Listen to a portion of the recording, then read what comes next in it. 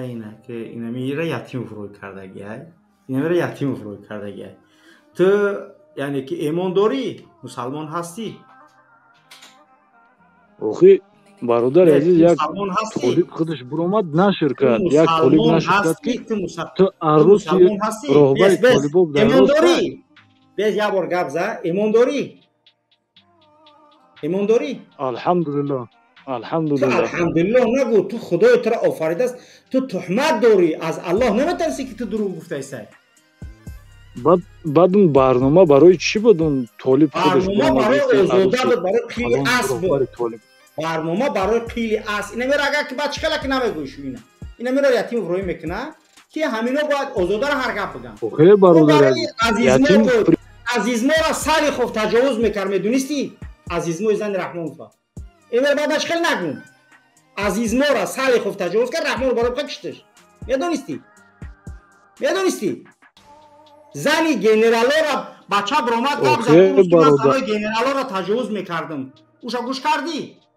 نکردی گوش. اوخی یک دقیقه صبر که، یک دقیقه صبر. زنی گنرال بچه تجاوز میکرد، اومده از در آسیا زنگ زد گفت که من همه زنای رئیسا تا تجاوز میکنم. گوش کردیش؟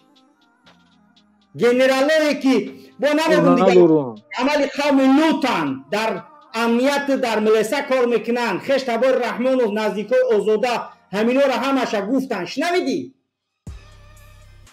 فتح زاده پدر شیروخ سیزاده جورای نزدیکی رستم سوزی بدستای هر روز لیچنش میبرن، همین قدریدگی های ببرنش گجوی میارنش. اوشا میدونی یا نمیدونی؟ اینا میاره بعد من گفتگیم که یگان گفتان نمیگم. اینا میاره خودشون میبروین، یعنی یتیم و فینا رو روی میکنه که همین آیله رحمان رو هم تا پس بزنیم. تو ما شوروخ بگم، تو ما آزاده را بگم، اوخی برادر، تو ما زنی رستم بگم، تو ما اوچای رستم بگم، تو ما تخمینه را کلیاپاترا بگم، تو ما آزاده را بگم، تو ما روشونه را بگم، تو ما فیروزه را بگم چه خط شفیور شای. تو اینا را باشه بگم. همون طالب گفت تو من گپ کی امینا ببرویان همین اویله رحمان رو برام تری بکنن.